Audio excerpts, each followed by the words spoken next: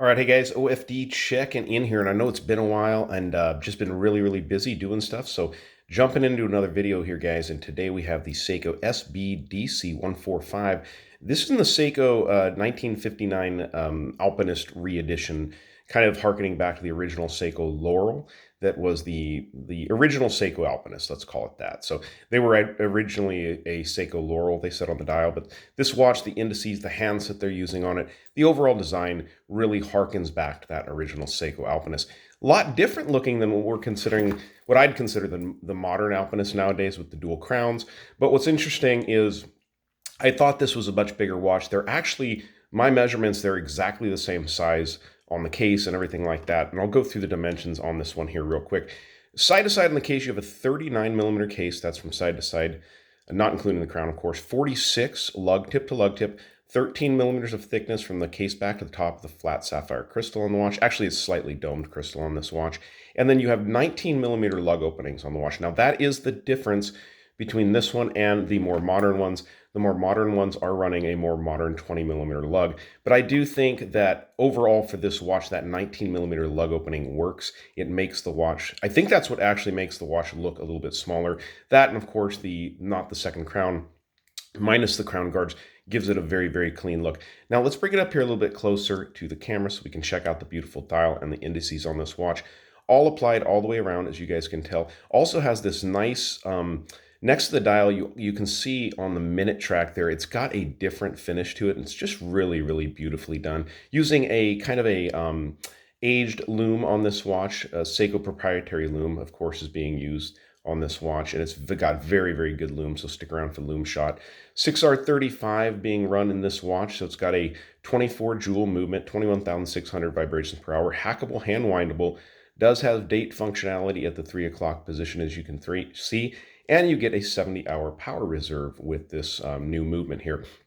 Now, I know there's a lot of talk out there on the 6R35 and the way it runs.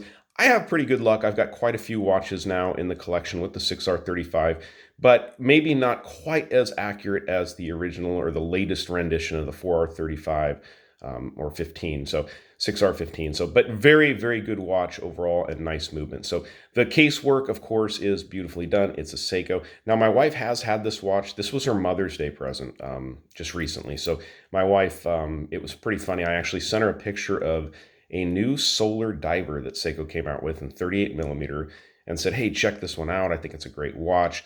We're going on vacation pretty soon. I thought it'd be fun to get her a new watch Mother's Day for vacation.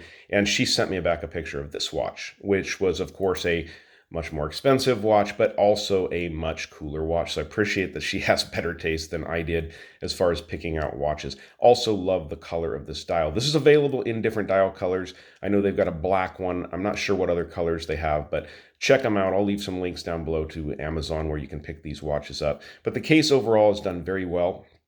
As you can see here, brushing along the sides. You've got the polishing along the top of this chamfer here, done nice, and then brushing again. Polishing along the edge of the fixed bezel on the watch. Nice bracelet on this watch. Pretty impressed. Simple push pin bracelet. Nothing fancy going on here with this one.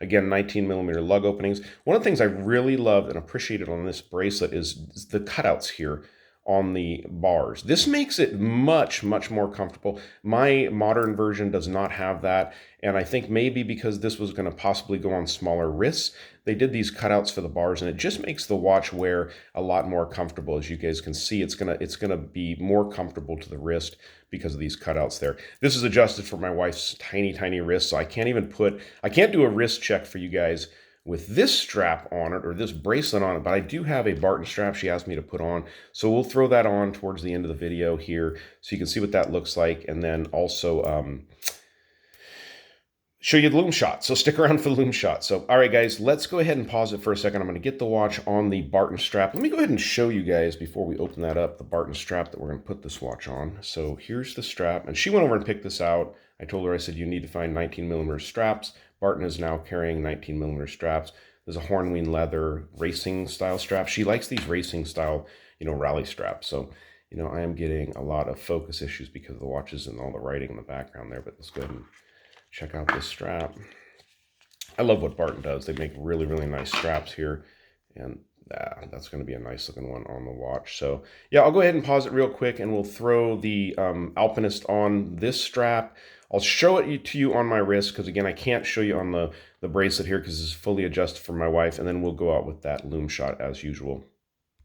All right, guys, so here's the watch on my 7-inch wrist, and here is the Barton strap, the racing strap. It's cool. It's this dark brown color. As you start to kind of wear it and bend it, and it kind of lightens up like that. But I really like Barton straps. Super comfortable. Actually, I just bent this a little bit to get it on the watch, and it feels really, really nice. So it's funny, this is my wife's watch, but now I'm thinking I'm going to sneak into her watch box every once in a while and wear this one. So let's go ahead and dim the lights and check out the Loom. One of the other things I think I forgot to mention, but you can see it on the dial of this watch. Of course, this watch is from the Pro Specs lineup, so professional specifications, and it is 200 meters water resistant screw-down crown, just like the rest of the Seiko Alpinist series. So there is your display case back, also there on the watch. Sorry to show that to you guys in the dark, but pretty straightforward and simple. But very cool watch from Seiko. Again, this is my wife's new addition to her collection, but thought we'd show it here on the channel. So cool watch, the Seiko SBDC145 from the 1959 Seiko Alpinist reissues. So guys, if you like the video, give me a thumbs up down there at the bottom. And if you've not subscribed to the OFD channel yet, please do. Thanks, guys.